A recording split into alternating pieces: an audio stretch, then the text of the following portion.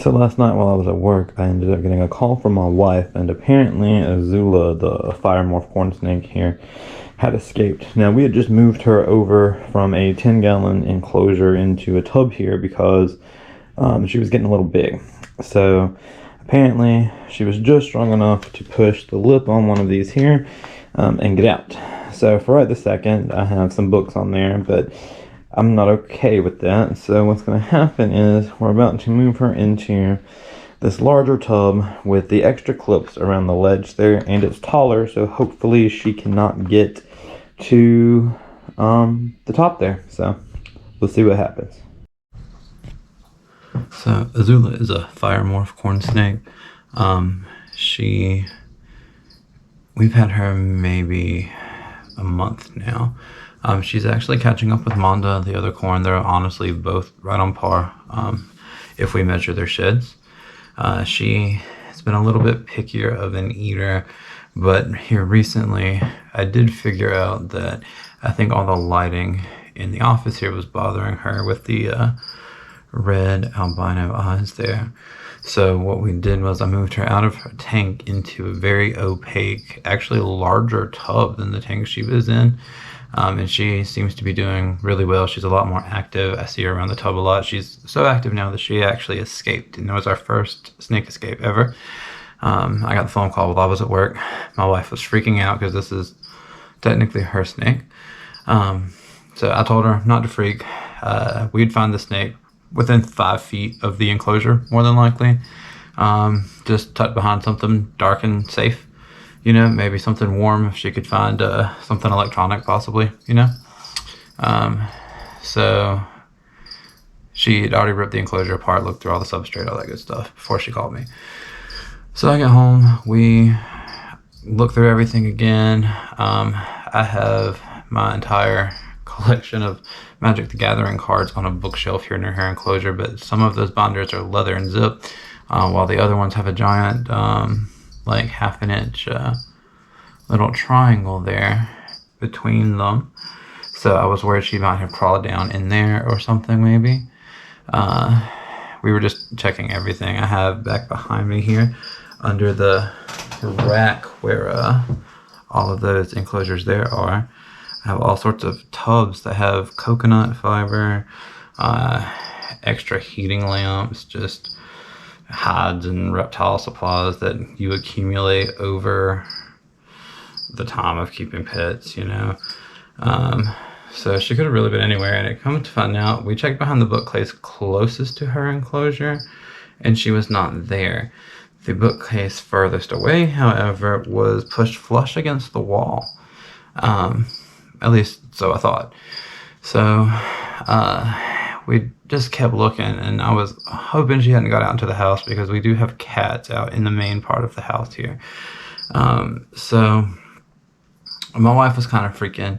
So I start putting hides around the edge of the room, doing the things you should normally do if you need to find an escaped snake. And those things include putting hides around the wall closest to the enclosure and following it from there. Snake's wall, which means that they'll find the wall and they'll literally just slither around it and follow it. So more than likely you're going to find them in the path of that. So check everything you can find crawling around on your hands and knees in the path of that wall. Put hides there, because here's the thing, snakes move, they don't stay, so it's not going to just get in one place and post up and just stay there until you find it, like hide and seek. So you have to keep checking them, and eventually maybe it'll be in there. So they also, apparently, and in the case of this little girl here, can get places you don't think that they can fit. So we found her behind the bookcase that I thought was pushed flush against the wall. So she is now in like I said, a tub that is opaque. Luckily, that tub is not what she escaped from, so the timing was perfect anyway. Sorry that I did get a little close to your face there. I know she's still a little hand shy. She's newer, but she's not head shy either. We try to work with all the animals to that capacity. Now, Manda, the corn snake, and this girl here are part of the personal collection, as is Mitsuki, the boa constrictor. However, we do have the first corn snake that we are trying to rehome after I finish rehabilitating. There'll be a short video about him here recently. He was rescued at 4 o'clock in the morning. I had some cool footage of that, but some stuff happened with my camera. Just was doing some paranormal hunting with my SD card. They had the same stuff that I had a lot of video footage on from this, and it all got corrupted.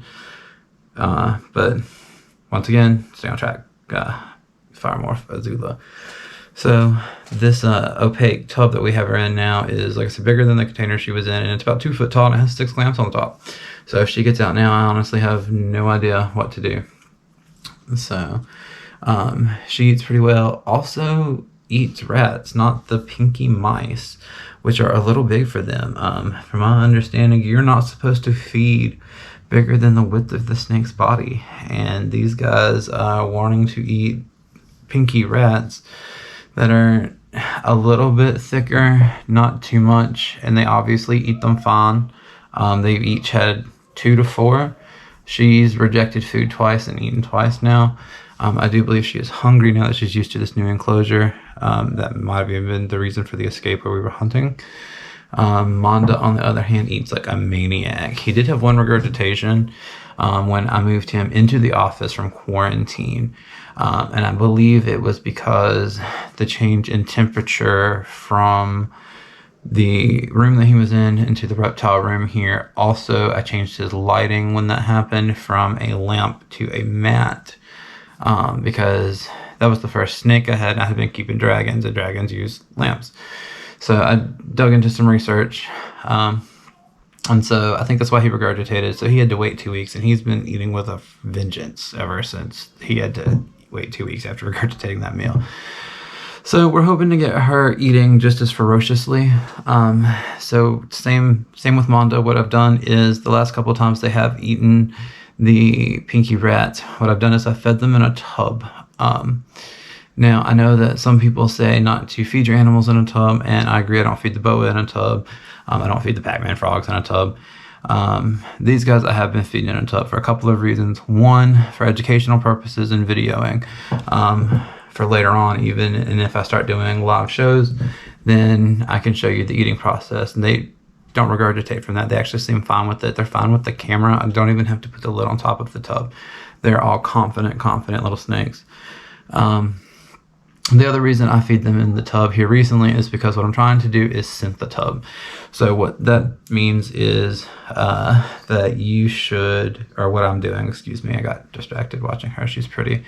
So with the water from thawing these pinky rats, it's in that tub, just a little bit, not a gross amount. I didn't pour any in there, but just from putting it in there and letting them eat it, right? It's the scent is in that tub and on that newspaper. So for the last 2 feedings, I've let that happen.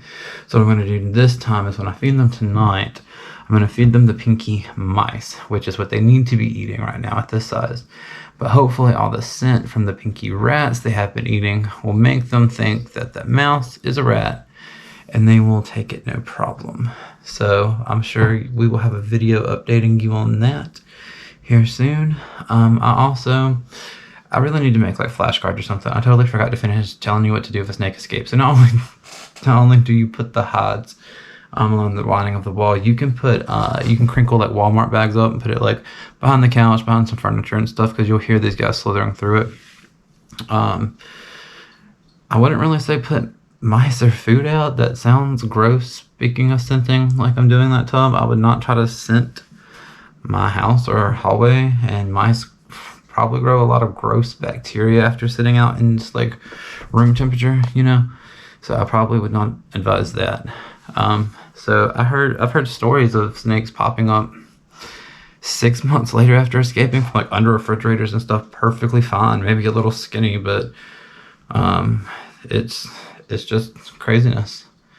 So, well, this is Azula. Here's some cute B-roll hole. Here's some cute B-roll.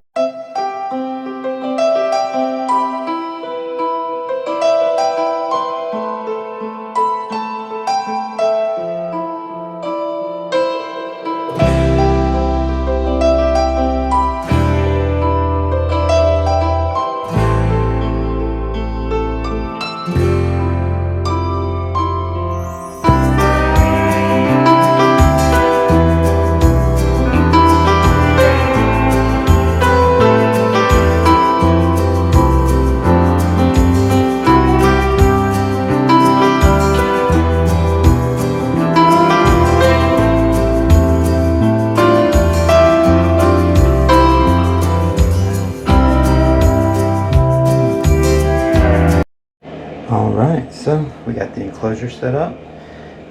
Now let's see how she likes it.